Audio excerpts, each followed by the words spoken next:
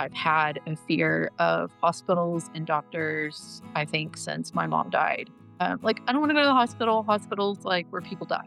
No, I don't like doctors, trying to avoid all of that for the entirety of my life. And I'm in this position like, okay, we're loading you two up on the gurney. We're going to go to the hospital. And I'm just like, okay, I guess. I don't know. It was, I guess, a funny moment of surrender. Like, I didn't feel fear. There was no time to feel fear. This is what we're doing. Hello, and welcome to Healing Trauma Mamas. I'm your host, Madon Wingo. Thank you for joining us as we share in our stories and experiences of healing from childhood traumas and birth traumas. Listen as we discuss our struggles, our failures, our strengths, and our victories, and all those lessons we've learned along the way.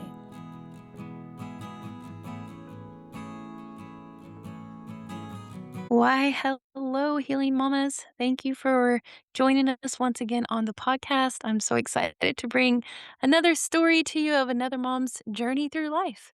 And she's thankfully agreed to come on and just share her story in the way in which we talk about all the time, that we are here to share with each other about our experiences, about our lives. And when we do that and we share our stories, then we all get to learn. And it's a beautiful thing for each one of us. And we're here to help encourage each other and to learn from one another and grow this beautiful community of women. And so I'm thankful that I have a new guest today, and that is Leslie. Leslie, do you mind introducing yourself?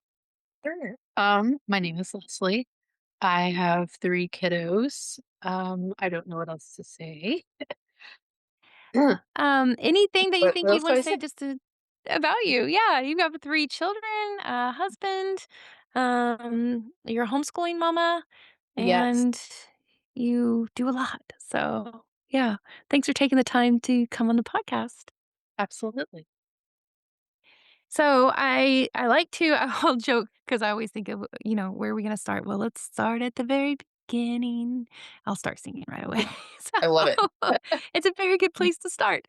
But where the beginning is for you and you want to start is maybe very different. Like when, I have had many people start from birth, talking about their own birth and their childhood and growing up and things like that, or starting from their first birth or just the last birth. It's really, where's the starting point for you that you would like to start sharing? I sometimes we'll talk about like growing up, like becoming a woman, different things, possibly, experiences, traumas if you want to share, that happened when you were younger or when you got married and those types of things. So where would you like to start, Leslie?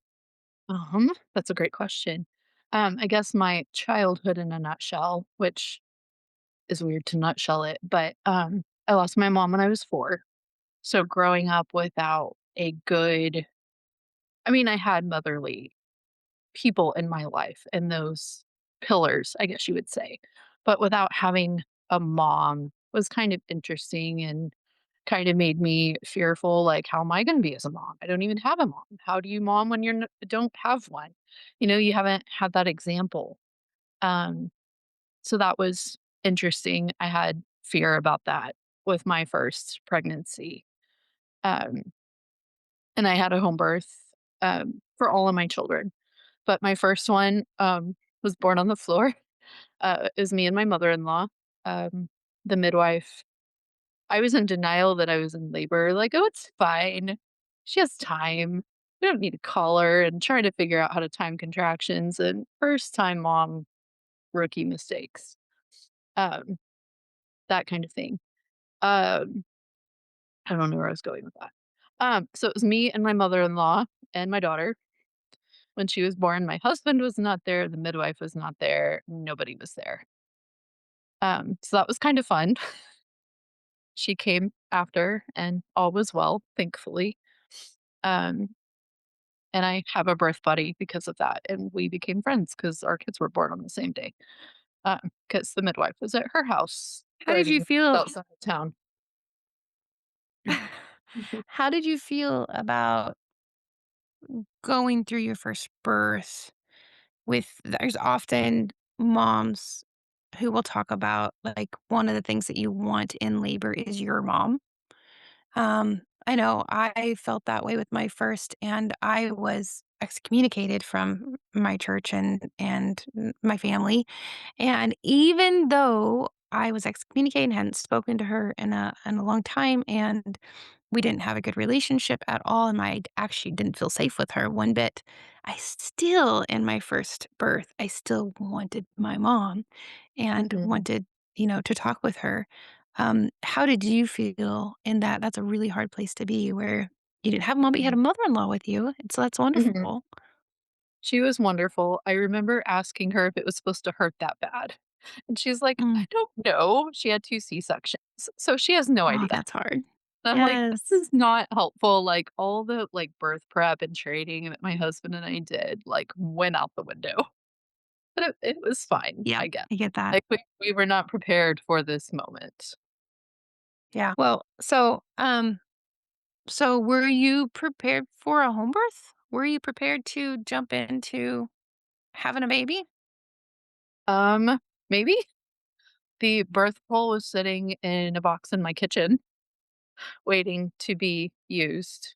Um, yeah, I don't know. I was in So this of, "I'm not in labor. It's fine. It's just cramps." No, it was kind of fast and furious. I don't know. how your lead up to the birth, how did you feel about everything going into it? I'm trying to remember. I know it Terrified. was a while ago. Yeah, it's been Terrified? 7 years. I think it's just having a daughter and growing up. My dad remarried after my mom passed away. So growing up with a stepmother that I didn't get along with, that we fought all Mm, the time, that kind of thing. I didn't want that kind of relationship with my daughter. I wanted to actually have a good relationship. So kind of, how am I going to do this? Am I going to be a good mom? Am I gonna fail? Because I don't know how to be a mom. I just know how my stepmother raised me, which I didn't love, and just navigating that, I guess. It has been a while. You're having to make me yeah. think. Well, I guess.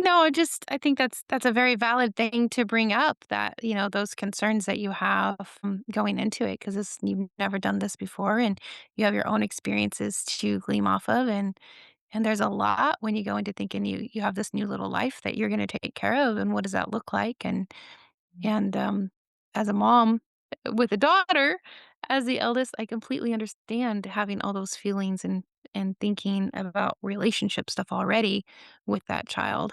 So that's very valid to bring up. So you had an amazing, super fast, quick delivery that you weren't expecting, and that the midwife didn't even make it. And Mhm. yeah, what? Tell me about that postpartum and what that looked like, trying to kind of recover from that Um, thing. the thing, um, so I tore on the first birth, so just dealing with sutures and self-care, and I guess the things they don't tell you about postpartum. Because Mhm. in the movies, like, that's your expectation as a first-time mom, "I'm gonna have my baby," and you're at home, and they don't mention that you're bleeding and it hurts and you can't do anything, and it was just a very different experience, which, I mean, you'd go through, like, birth literature.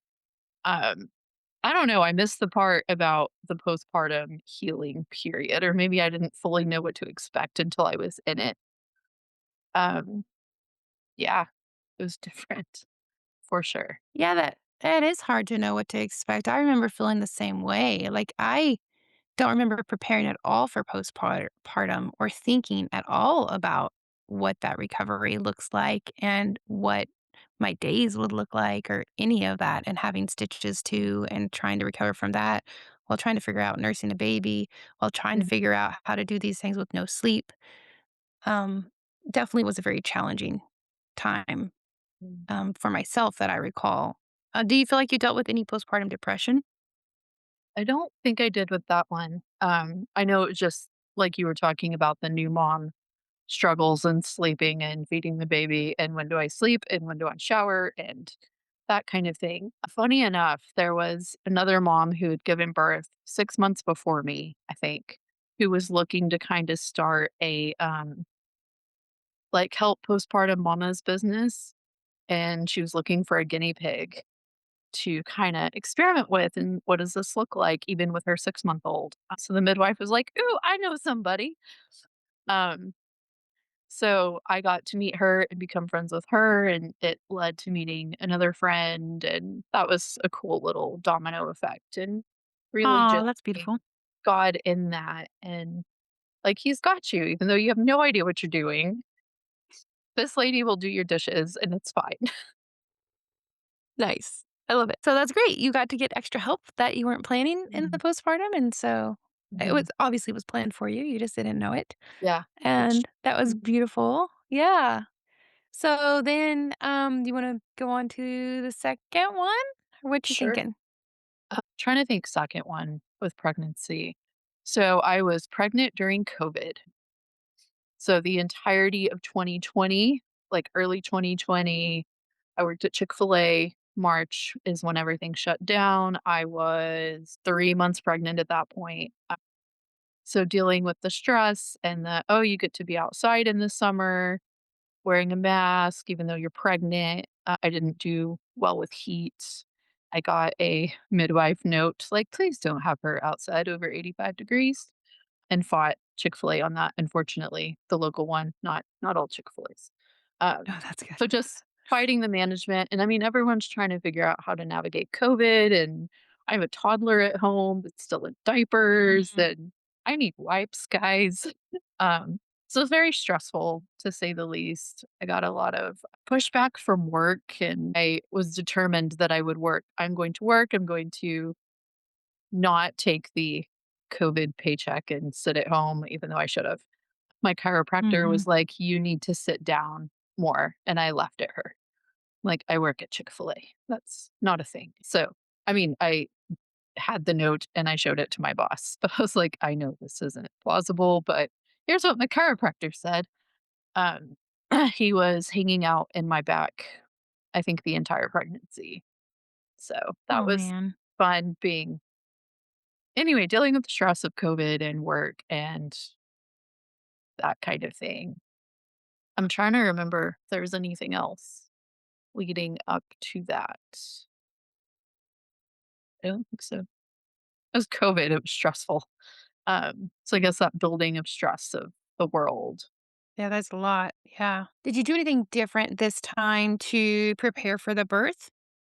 Um, I knew signs of labor for sure. That's nice. Yeah. Um, I don't know. My work environment was different with that pregnancy than the other one. I was on my feet a lot more and walked a lot more. Determined to work. I'm very stubborn at that, apparently. I know, I think a month before he was born, I started bleeding randomly, and they were like, we're putting you on bed rest." And Mm, then I was fine, but I was on bed rest the last month, um, which was nice because I didn't have to work. Um, that's very nice. so kind of scary in that, but then nothing else came of it, um, at that point. So that was good, I guess. Yeah, yeah. So how did this birth go? Also Fast and Furious. Everybody was there, which was weird. The midwife, the student midwife, the assistant, and my husband, and there were to me, that's a bunch of people in the room. Um, Right. like, everybody in the It world is. is here. This is so weird, and we had the tub, and I expected, I think, like, a hot tub experience, and it is not hot enough to be a hot tub It experience, is not at all. which is a sad day. Um, it was better, I guess. I I think had a lot of tension and stress, so not, like, releasing my body or listening to my body and tore again because I got to the point, I think his head had crowned, is that correct terminology? And I was like, "I don't care if I tear, this hurts, I'm done." So I hulked out a 9-pound baby and tore again. Mm, Um, yep. yeah, so that was fun, and then they think there was, like, maybe what caused my bleeding was, like, a placenta. Maybe he ninja kicked the placenta or something like that. It wouldn't surprise me knowing him. Maybe that's what caused the bleeding, and then, dealing with bleeding after birth and having to have Pitocin, and it's kind of fun, I guess, to be blissfully oblivious to what's going on. You're like, "I don't know what's going on," and they take care of it, and go on. Um, I had to transfer, this midwife had a birth center. I had to transfer to the birth center because it hadn't been the, uh, however amount of time that it has to be for them to kind of monitor you, make sure it's okay. Because another mama was driving in from out of town to give birth early. So they're like, "Will you come to the birth center with us?" Sure. So we got to hang out, for the rest of the night into the early morning at the birth center, and my husband slept through the whole thing, um, which is funny, the ability that husbands have to sleep whenever. And I'm like, "I'm wide That's awake." very true. Yeah. "You just slept," and I'm like, "Cool, I just gave birth. I'm awake. Good night." But it's like 10 or 11 at night, maybe midnight to be fair, but just men Yeah. men and sleeping, it cracks me up. Yeah, trying to think of. So how did your recovery go then? So you had to transfer over to the birth center from home. And you had a hemorrhage. Mhm. How did that go then? Good. Once they gave me Pitocin, I guess all was well. I don't really Okay, know. Again, blissfully good. ignorant of the situation, and they're like, "You How did you hemorrhaged." feel in I'm the like, postpartum? I was depressed, definitely. Okay. I mentioned it to the student midwife at some point, I think casual conversation. Like, looking back, I think maybe a year later, like, "Yeah, I think I dealt with postpartum depression." She's like, "Yeah, I'd say you did." I think just the Were stress there and the Go ahead, I'm sorry. No, keep going. I don't know what to add to that. I don't remember, So, the root of what do you that. think led yeah, that's gonna say, what do you think led to the depression? Now, sometimes it's just hormones. It happens to, like, Mhm, it can happen to anybody. And so you have those major hormone drops, in the mhm, postpartum. Other times there are other factors that are really playing in stressors in your life, mhm, whether it's family life things, whether mhm, it's your body trying to recover from hemorrhaging and you're anemic and it's mhm, it's already so depleted. There's lots of other factors that can come into mhm. play. Any one that you think was maybe kind of the big or a culmination of quite a few different things? It could have been a culmination, again, with the, like, COVID and work stress and just all of that kinda bundled up, and then still there, and you still have to deal with it, I guess, postpartum, and just, I guess, the uncertainty of the world, and are we gonna have jobs or food for our family, or, that kind of thing. Yeah. I know another big one was, we'd always, even when my husband and I were dating, we're like, "We wanna homeschool our kids." But then having our daughter, the first one, I was like, "Are we gonna be able to do this?" Like, how do you stay home and homeschool? We gotta work, to pay the bills. So then the second one, looking at it, I'm like, "Am I ever gonna be able to homeschool?" And I think I was, like, in tears because looking at the cost of, like, daycare for 2 kids was basically my paycheck. So kinda That's a lot. balancing that and really just handing over that trust and that surrender and that, like, "Here's my fear. God, I need you to take care of this." I haven't worked since other than, my own little random side job adventures that I embark on, but I have not been W-2 employed anywhere since that son was born. So, Well, that's awesome for you. yeah.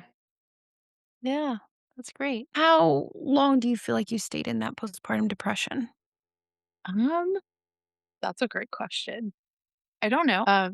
Because mixing with that, at least a year, I think. But then you have, like, say you have family problems, or, my husband and I dealt with marital problems that just kind of added to my survival mode Mhm. that I was living in, that I think I was living in even before. my first pregnancy. Just kinda dealing with life and trials and tribulations, and somewhere in there, I was on survival mode.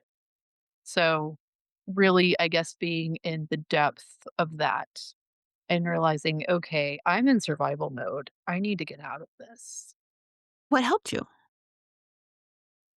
Lots of prayer and eliminating stressors, and, we did some counseling. I don't remember how much that really helped, but, I mean, having it as an outlet and just, I think, trying to de-stress myself, de-stress my life, and I've always had a tendency to, like, grasp on wholeheartedly to the finances, like, "I have to be in control of this," along with, like, a Mm. fear of failure. So, learning to surrender both of those, um, has been a journey for sure. Yeah, I so resonate with that fear of failure.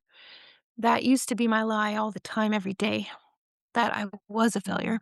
It wasn't just that I'm afraid to fail, it was that I knew that I would fail. Mhm. And that was actually a big transformation for me to finally come to a place of where I absolutely do not believe I'm a failure. One bit. To myself that I am a failure. Instead, I'm going to make errors and things are going to happen and I'm going to make mistakes. But that none of that says that I'm a failure. That just says that Mhm. I'm human and I'll make Yeah. errors and that's okay. But I'm absolutely not a failure. So, just when you said that, that's really interesting because I think that's probably one that, a lie that probably a lot of women specifically, believe, but I just maybe just people in general. But Mhm. that somewhere along the lines in our life, somewhere somebody told us something that made us believe that we were failures. And Mhm. somehow, for some of us, we just latch on to that. Mhm. And it becomes this repeating, almost a mantra, just over and over in our head. Mhm. And, I'm really good at agreeing with myself. Right. That's just isn't that interesting how we do that in our head? Like, I just keep it up here and then, "Oh, yeah, Mhm. you're right. Oh my goodness. Yep, sure, you are. And Again, mhm, once and again, here's all the proving you're a failure reasons to today." prove why you are. Yes. Mhm. Absolutely. Yep, and recognizing that that's what's happening is a beautiful thing to be able to, like, take that thought captive and be like, "Whoa, that is not truth. I'm not going to stay in that at all anymore. I rebuke that absolutely, Mhm. wholeheartedly, not who I am, and instead, and know, like, hey, I'm human. I'm gonna make errors, Mhm. and that's okay. But that is not who I am. I'm not a failure. I am an amazing, wonderful human being who Mhm. is gonna be shining light on everything every day, and occasionally she'll make errors, and that's okay. Mhm. I'm trying to teach that to that son, actually. Um, Mm, so kind of it's interesting, I guess, watching your children struggle through things you've struggled through or, like, your spouse has struggled through. Um, this kiddo, struggles with perfection. If he can't get it absolutely perfectly right the first time, he's over it. Like, "I don't wanna do it anymore." mm, So, yeah. that's interesting as a mom, like, "Okay, how do I walk him through that? How do I break him of thinking he has to be perfect?" I've been telling him lately, I'm like, "Only Jesus was perfect. The rest of us are not. It's okay. It's okay to not get it Well perfectly right." and I think, like, for something that I have learned is that knowing that, actually not getting it perfect teaches us so much. Like, It does. we learn from every little thing that when we get it wrong. When Mhm, we try something and it doesn't work, that's mhm, how we learn, and we mhm, have to have those times, we have to have those moments so that we can do it differently, and then we can correct it, or we can make the thing mhm, better, or, whatever the thing might be. Like, if we don't have those small little failures, those small little errors, or big ones too, there's big ones mhm. that happen and we're like, yep, I learned a lot from that one." I mean, it's all a Yep, learning opportunity. doing that again. Um, yeah, exactly, yeah, definitely not the way to do it. Not gonna do that one again, but that's I mean, every day, if that's our position, and I'm sure that's something you're working on teaching him, just that, like, each time that you don't get it perfect is an opportunity to learn something and Mhm. to help you grow in what you're learning. But it can be very challenging when you're a parent and you're working on something like that yourself, and then Mhm. to see your child trying to work through it, because Mhm. it's interesting when it's something that you've gotten really good at, and you're like, "Oh, yeah, we can work on this one, buddy, I don't want you having to be in it for so long like I was." It's another thing when it's something that you're still working on Mhm. and you see them, yeah, and then you're just like, Mhm.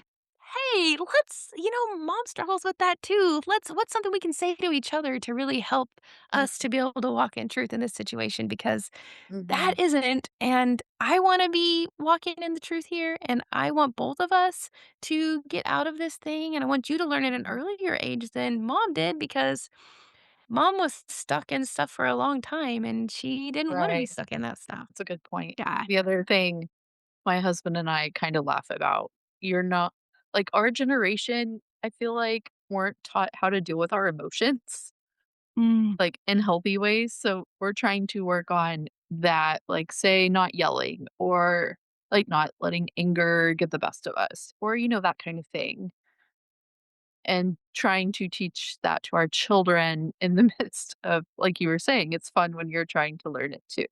So it's like, how do I help you yes. regulate your emotion when I'm trying to figure that out myself? Honesty, I think, is the biggest thing for us to do, is and just Mhm. telling them, like, "Hey, I'm struggling with that too. So, Oh, what too. can we do together to And work I'm sorry this?" I yelled at you. I'm sorry. Yeah, uh, it didn't feel I'm good, still and yeah. yeah, exactly. I think being honest with him, Mhm, absolutely, and then to say, like, "Hey, whoa, that was not how I wanted to handle that situation. I know mhm, that I did that wrong, and I shouldn't have yelled at you or whatever. Can we start exactly. over? Let's find a way that I would have liked to do the situation instead." I've done that several times, and that has been Mhm, so helpful. Just, like, pause. "Can we start over? Let's start this one over, because I know that was completely going the way that I don't want to go in a right. conversation." I've done that with conversations with my spouse, and Mhm, we're both learning and we're growing in the way we communicate and all of that, and there's been times that's not you walking in your true identity in that moment, and mhm, instead of continuing to go past it and then going mhm. down the wrong way, just like, "Whoa, stop. Hold on. I know, like, that was not the right way to answer. That's not what I wanted to do. Can we just start over? Can you ask me the question again? Let's try again." Right. Is that Redo. yeah, And I feel and like that's a beautiful thing. and the back to the not perfect. I mean, you're learning from the situation, and I think it's really cool to model to the kids or to your spouse, like, "Hold on, I didn't like that. Let's redo it." So they see Absolutely. that too.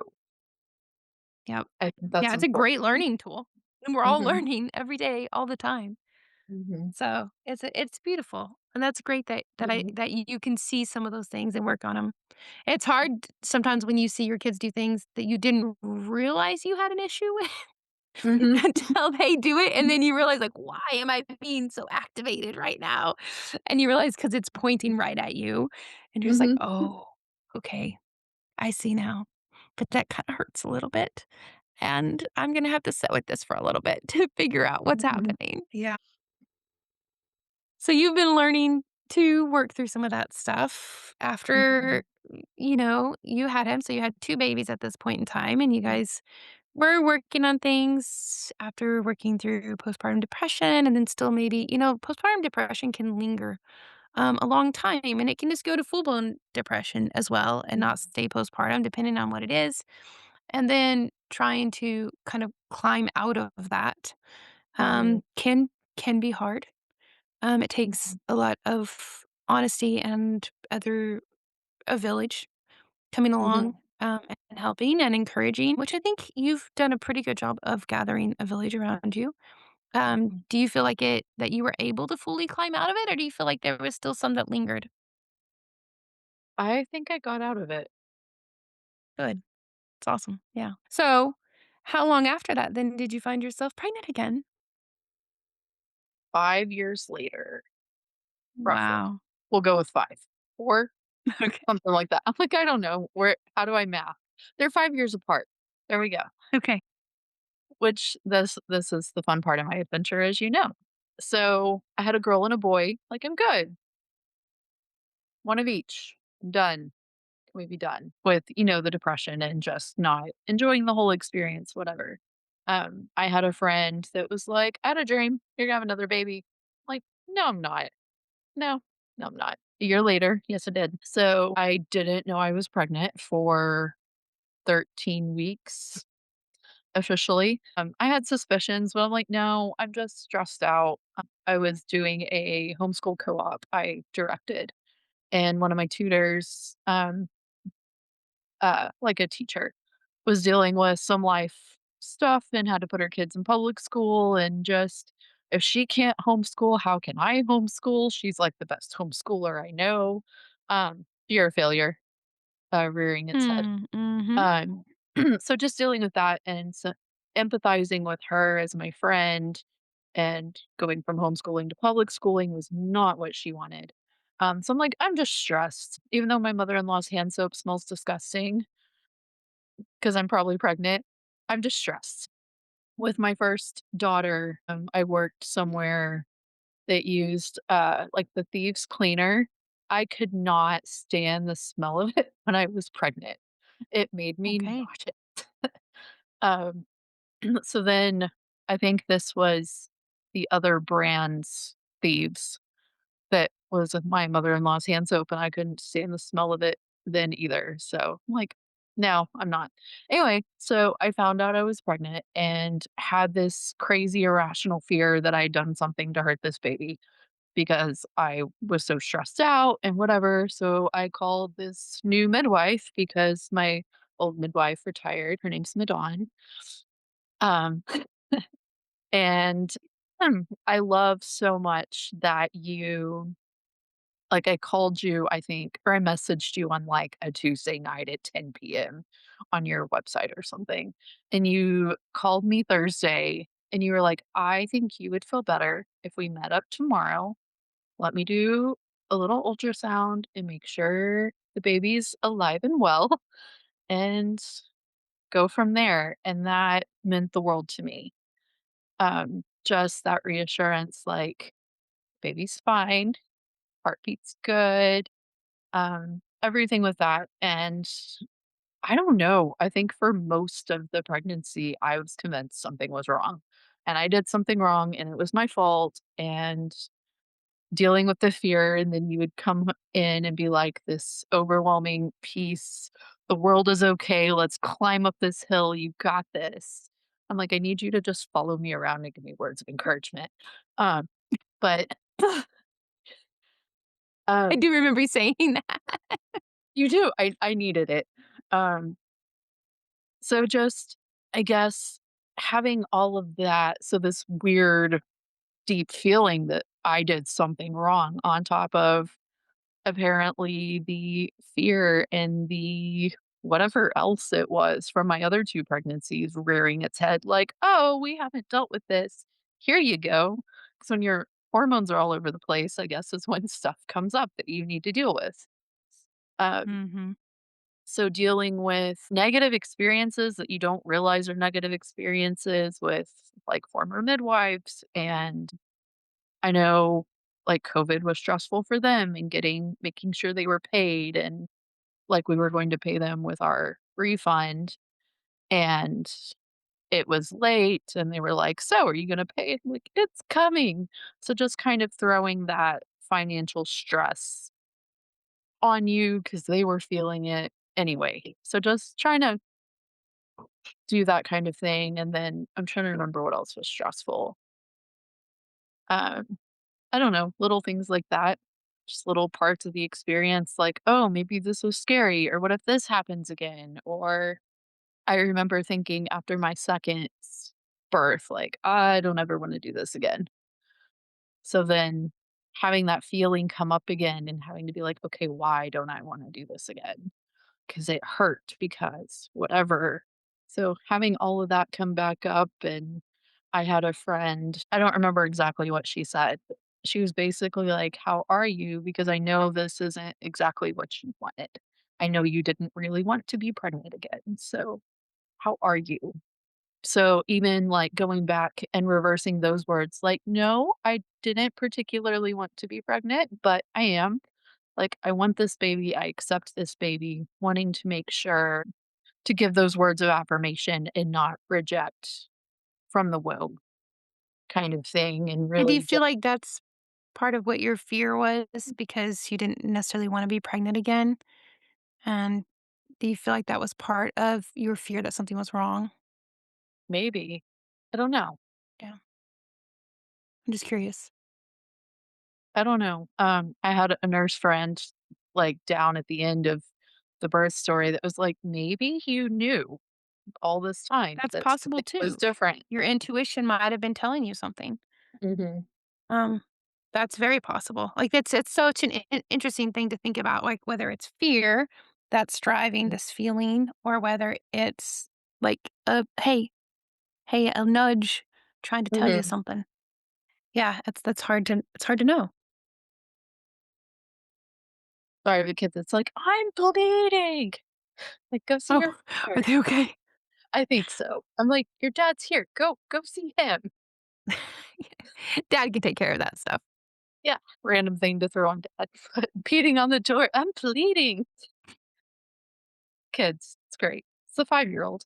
Anyway, so the rest of this birth story, we did the 20-week ultrasound because I wanted to know, or anatomy scan, because I wanted to know the gender. Like, okay, I wanna know the gender. I don't know if I should add in the details about that or at the end. So I guess we did the anatomy scan, found out later that the ultrasound tech, right? Is that their official title? Had found that this baby, my 3rd one, only had 1 kidney and or what she could see to be only 1 kidney. She's like, "I don't know if I can tell for sure." Anyway, and that he had a 2-string cord, did not know that was a thing, and that was not put on the radiology report, so my lovely midwife did not know this, um, information. So we kinda finished off this pregnancy blindsided to knowing there might be anything going on, I guess. Is that how you would word that? True. Yeah. Yeah, I mean, as far as we knew, everything looked perfectly normal. The pregnancy had been normal. You had been measuring just slightly behind, I think, but it was still Yeah, plenty within normal. I forgot There about was that. like, yeah, no indication of anything off at all. Yeah, so we had an appointment at 39 and whatever that number was, Sure. 39 and whatever day it was. And you were like, "I think we're gonna have a baby today. Maybe it's yours." And I'm like, "Okay." My other 2 were late. Okay, whatever. He was born that night, or the next morning, rather. He came out purple, and Madon jumped into action to resuscitate and kind of blissfully ignorant, like, I don't know what's going on other than she is on it and tried resuscitating, called 911, had 2 police officers show up, and she's just telling people like, "Hey, you, get this. Hey, you, get this." And we called the birth assistant late, so she missed the birth. Sorry. So she's like, "Get this, get this, get this," and was just very on it and very calm and controlling, and, it was interesting to watch. So throughout all of that, we had 2 officers and 7 paramedics in the room. Is that right? Because Something like that. they I brought lost the track of paramedics, so I don't know. right? Or 5. They brought the ambulance and the fire truck. Um, they were very on it, I guess. So we I guess my backstory, I've had a fear of hospitals and doctors, I think, since my mom died. Like, I don't wanna go to the hospital. Hospitals, like, where people die. No. I don't like doctors, trying to avoid all of that for the entirety of my life. And I'm in this position like, "Okay, we're loading you 2 up on the gurney. We're gonna go to the hospital." And I'm just like, "Okay, I guess." I don't know. It was, I guess, a funny moment of surrender. Like, I didn't feel fear. There was no time to feel fear. You're just, "This is what we're doing." So we get to the local hospital, and they take me to labor and delivery because I hadn't delivered the placenta, so I got to go on a technicality and be admitted, which is just funny, like, here I am, I hate hospitals, and I'm admitted into one. And then the baby's down in ER, I guess, with you. I don't really Yeah, know what happened down we're there. in the ER. I guess you can add the rest of that story if you need to, because Well, I we don't just know what happened down there. we had to do full-blown resuscitation for him, and, um, the whole team, everybody that walked in was so amazing because egos didn't come in the room, which was awesome because I've had, instances in the past where we have to call for some assistance, and there's an ego that walks in the room, assuming Mm, they know better than anybody else already in the room, and that's not helpful for it's not mhm, helpful for whoever. mhm. Was such a blessing that no egos walked into the room when And that the was even at home, right? yeah, Like, at home, when people were yeah, first both getting places. So at home first, when the officers walked in, it was an officer in training, and, when they walked in and I was able to put them to work, you know, 'cause and they were just immediately, "What can we do? How can we help?" And so they were awesome. And then, when the, paramedics got there, they listened really well. "What do you need? How can we help you?" And that was such a beautiful, I mean, such an amazing blessing because in hindsight, if it's okay if I share this, oh, Leslie, go you have full there was permission. actually a lot of things that was happening behind the scenes with the hospital and me before this birth that I feel like fully all had to happen and be in place for him to get the care that he needed as swiftly as he needed without egos walking into the room and there not being an issue like that. And it's beautiful. It was hard things. It was Yes. really rough things with me and the hospital and having to threaten them with a lawsuit, which is not me, definitely, Right. and having to really have some really hard conversations with the hospital and back and forth with them and a lawyer just because of their mistreatment of clients Mhm, and their mhm, disrespect for midwifery care and people who choose mhm, midwifery care and their mis information that they were spouting about that type of care. And so, because of all of those really hard things that had been happening the couple months prior that I had been dealing with the right. hospital, we had finally got to a good place, the hospital and I, where they were finally like, okay, like we apologize for all these things and we want to work better together and we want to do things better. How can we work through this and how can we do things better? And so I had just got to this place with them where we were working on this and we had got to this good spot, but I hadn't had transfers to them yet again. And so we didn't see it in real time yet. Mhm, But in theory, this thing was going to be better and we were going to work on it. And mhm, then this birth happens, your birth happens mhm, here, and I felt like this amazing, like, "Oh, Lord, now I see what you did." Like, mhm. all of Oh, that it was super hard amazing. stuff. Yeah, it was just They like, were they wow. were fantastic, and they're notoriously not fantastic. Exactly. Like, I just feel like all that had happened just to line up perfect so that there was not a misstep at all with him. Like there absolutely wasn't any.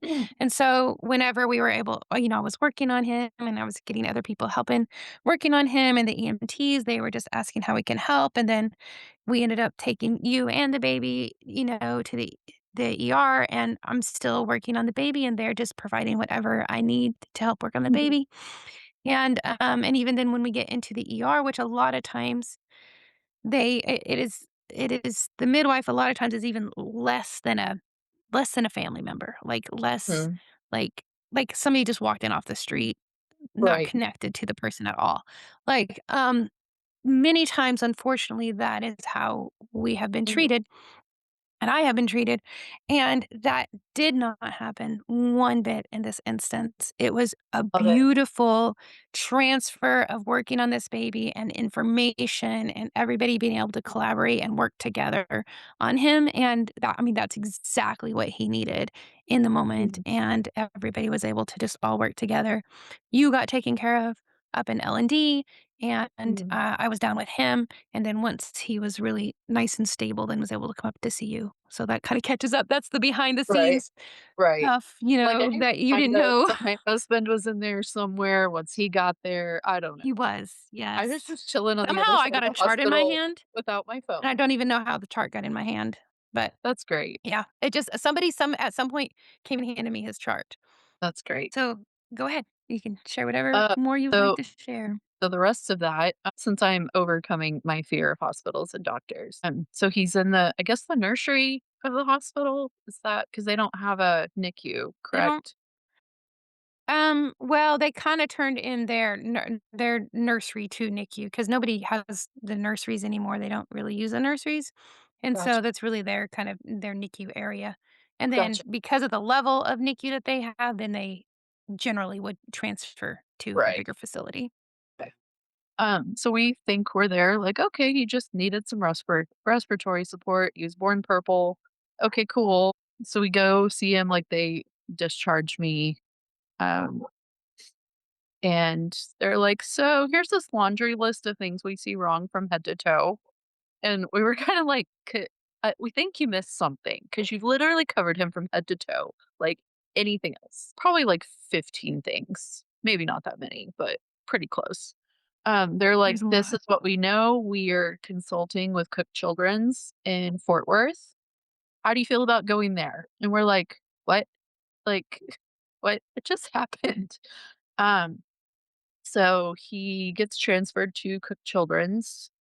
Um, he, in a nutshell, has a genetic chromosomal thing. It's called mosaic trisomy 14. Um, so his 14th chromosome has some extra chromosomes on it. Um, they did genetic testing. We do not carry the gene. It's some kind of genetic fluke, I guess you could call it. I understand genetics until I try to think about it after I get off the phone with them, and then I don't understand anymore. So he was at Cook Children's for 76 days, um, working on like to leave, you have to eat, poop, and breathe on your own. So they had to do surgery, I think, within 2 weeks of him being there. So he's like 2 weeks old, getting surgery to repair a blockage going from his stomach to his small intestines so he could poop and eat, and then respiratory support. Trying to think of what else, and just trying to get him built up strength wise because he's smaller. He has the respiratory complications, I guess they would say, that would go with the diagnosis that go with that type of thing. I don't know what to call it. I'm like, I don't want to call it a disease. Anyway, his diagnosis. Abnormality, maybe? Yeah. So there's different things that go with that. So like small size, he could have lung problems. They've been watching his heart. He had a CT episode, so he's on like a beta blocker. Anyway, so 76 days later, we came home with just a feeding tube. It was you either stay here for however long it takes him to fully take his full feed by mouth and not get tired, or you get this thing and you can go home and he can flourish better at home. So he came home October 29th. So this whole adventure, I guess you could call it, that he took us on, I just, I keep saying I feel backed in this corner of surrender, which, I mean, that sounds kind of controversial, like backed in a corner of surrender, but it's kind of one of those, like, I'm in this corner, here's life in front of me, like, I'm like this, and I mean, I could kind of escape and just kind of lose it and, lose faith in God, lose my walk, lose whatever. Or just, I don't know. I kind of feel like he put me in this corner where I essentially had no choice but to submit Mm. and to surrender everything and give him this little boy that, like, what just happened? Did you have two normal kids and you don't think anything of any of the things I now have to think of? You don't anticipate or expect problems or what that looks like or what his life will look like. You take even like tummy time and whatever for granted because you don't know any better because everything's fine. So just I look back, going back to that, like, was it fear that I was convinced something was wrong, or did my body know something was wrong or something was different or off or whatever? I'm trying to think of where to go with that. I had my mother-in-law the other day tell me, actually, I should have written it down. Basically, she feels like His name is Remiel. We call him Remy. So Remy was put here on Earth to help break me of my fears. I'm like, Mm, ouch. It's kind of a smack, but also like how good is God to allow this little life and allow our children, like we think, oh, we as the parents, we're going to transform them, we're going to raise them up into be amazing humans and whatever. But sometimes, or a lot of the time, or every time, they're put on earth to refine and build us up too. So, kind of walking in that, but also kind of like, okay, Father, what does this look like? Because I don't know what his life looks like. Um, we don't know what challenges we're going to face. We don't know all these things. They're still watching and all these follow-up appointments for X, Y, and Z. Like, what's going to happen with that? So it's been an very interesting, amazing journey of surrender and overcoming all the fears, apparently, yeah. and just letting God do his thing. How have you felt with that surrender process? I know it's been lots of challenging, lots of tears and, Yeah. all kinds of things and unknowns and, there'll be unknowns for a long time. Forever. Yeah, probably so. But isn't that all of us all the time? It's just more Yeah. highlighted with Yeah. him, but we have no clue. We don't know what tomorrow brings. We don't know what the next hour is Yeah. going to bring. But be at Even that for our place of healthy, normal surrender. kids. Exactly. We have no clue. In an We instant, your don't. son can climb up a pecan tree, fall down, and break both his arms. That Like, sounds like I a know true from story. experience. I mean, seriously, we're all fine having lunch together, laughing. I drive off down the road. Next thing I know, I get a phone call. Hey, I think he's broke both his arms. Like, you You just, don't know. in an instant, you have no clue, right? Mm. That place, though, of surrender, of like, hey, I am not in control, actually, even though I try to be so often. Oh, I've given up And now. I'm yeah, done. exactly. I give up. Okay. I'm done with that. That's fine. You know what? I'm so thankful I'm not in control. It is Mhm. so great. And then to be at the place to be like, you know what? I absolutely have no clue what the next hour will bring, what the next day will bring, the next week, the next month, whatever. What I do get to do though is enjoy this moment right now. And Mhm. I know that that's something that you have really embraced. Just like, hey, I get to hold him right now. I get to be Mhm. here with him because his Mhm. siblings get to love on him, and I had this opportunity to love on this little boy and be raising Mhm. him, and I'll enjoy it for as long as I possibly have, just like Mhm. all of my other children and my other Right. relationships that will enjoy him and embrace it, and honestly, that really helps you live more in the moment It and does. be 'Cause all more life fully is precious. present. Yes. Absolutely. What a beautiful thing for your family to see that and be able Mhm. to, start embracing that. Because, and I know it stinks when we think about like, man, but these hard things happen to push Right. us in that direction. And I absolutely do not believe the Lord causes these things to happen whatsoever. But I do believe that he will turn them into good for us and he will use them Absolutely. to help grow us and to help show us things, reveal things, and help Mhm. us to be able to grow closer to him and closer to people, closer to our family, closer to our community. And that's a beautiful thing for us to walk in. And you guys are, Absolutely. I know, walking in that and embracing that. The community support has been overwhelming. Just the little things like, God had you. I mean, even our cert so I guess the first thing, so we get our local hospital be like, "Here's the things that are wrong." We're like, "Great." So one of the first people we meet at Cook's is his surgeon, and I think we were asking him I don't remember. Uh, Basically the conversation was, "That's fixable. That's fixable. That's fixable too." We're like, "Oh, okay. I'm glad you're positive and excited about this adventure that everything is fixable." So it was just that reassuring voice from this very chill surgeon that reminds me of a couple of my friends' husbands kind of meshed together, which was pretty funny. but just that reassurance and how caring everybody was there. So, I mean, even, like, that doctor being like, "That's fixable," to, like, our favorite nurses, to our community rallying around us, to, um there's been a really sweet mama who's donated breast milk because I could not keep up in the hospital world, and he has to have it thickened, so I can't just breastfeed him. So, I mean, even just these tiny little things of God showing up in really big ways. It's been beautiful. I agree. I agree. Very thankful. Yeah. Well, thank you so much for sharing your story, Mm, your journey absolutely. that is continuing. Mhm. But just, the some bits and pieces of it, I really appreciate it. I know that each one of us listening learns something from this story. I know it's going to be very impactful for others to hear, and I really appreciate you being willing to come on. Absolutely. Thank you for all you did as well, and all you do for the Absolutely. podcast and giving hope and everything you give to everyone else. Well, just doing what I was created to do. So I love doing it.